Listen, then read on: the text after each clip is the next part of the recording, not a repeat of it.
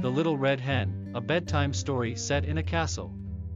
Long ago, in a faraway castle, lived a little red hen who was determined to make something of the wheat she found growing in the castle's garden. Despite the lack of help from her animal friends, the little red hen persisted and produced something amazing. The little red hen asked the animals if they would help her plant the wheat. The duck, the cat, and the pig all said no. "It's too much work," they said, and walked away. The little red hen didn't give up easily. She planted the wheat all by herself, and when it was time to harvest, she asked the animals to help her again. But this time, they said no even more enthusiastically.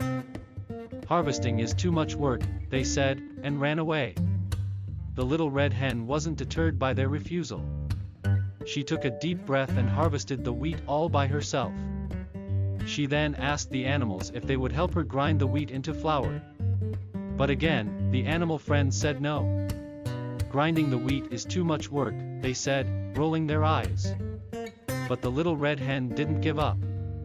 She ground the wheat into flour and asked the animals if they would help her make some bread out of the flour. The cat, the duck, and the pig all said no. "Making bread is too much work," they groaned.